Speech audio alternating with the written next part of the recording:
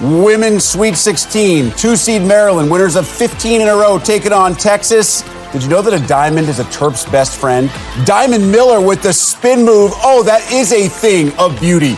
Miller finished with 21, Terps up by 1 late in the third. To the fourth quarter, Maryland now down by 1 until Chloe Bibby dials down the center for 3, Terps up by a deuce. Late fourth quarter, Maryland still up by 2. Miller's jumper, no good. Mimi Collins there. Rebound, put back. Terps up by 4. Under 4 minutes to play. 2-point game. Off the missed layup, it's Texas big Charlie Collier. Not sure where the foul is there, but gets the call, makes the free throw. Longhorns up by 1. Tied at 57. Again, it's Bibby. Right place, right time. Terps go up 59-57. Minute to go. Celeste Taylor at the end of a brutal offensive possession for Texas. Good shooting solves all woes, as does good defense. Kyra Lambert, steal. We're going the other way. Brenda Fries and her Terps down by 2 under 30 seconds to play. Now a 3-point game after making her first free throw. Lambert misses the second. Maryland kind of falls asleep, but able to get the ball back. Still alive. Katie Benson for the tie. No good. Texas would ice it at the free throw line, 64-61.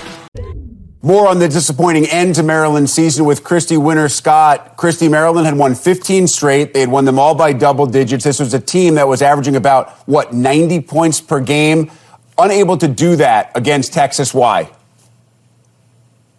Well, credit Texas and their defense, but I think your offense really creates that kind of pressure on the defensive end because it really gave Maryland no opportunities to get into the pace of play. Texas, they took the air out of the ball. They didn't take any shots with more than 10 seconds on the shot clock, and that really did a number on Maryland's pace of play. Yes, they averaged almost 92 points a game coming into this game, and they had 53 points at the half on average, and this game they only had 32. So with that being said, you have to credit what Texas was able to do in terms of turning Maryland over, and that was the X factor in this game. They turned Maryland over 11 times, and they were able to score 17 points off of those, and that was the difference in the game. And the time and score situations down the stretch also, and untimely turnovers and uncharacteristic turnovers by Ashley Owusu in particular, those really cost Maryland this one possession loss. A great season for the Terps,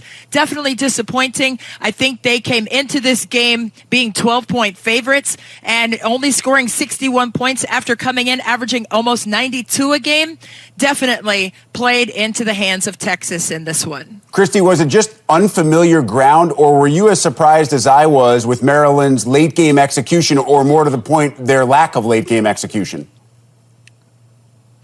Well, I think you go through situations in practice and you try to simulate those kinds of things. So a minute left, we're down 3, and you try to simulate those things. But when you're on this great stage, when you have your season in the balance, that may change what your decisions look like on the floor. And I really think that that came into play with Maryland. They have young players on the court.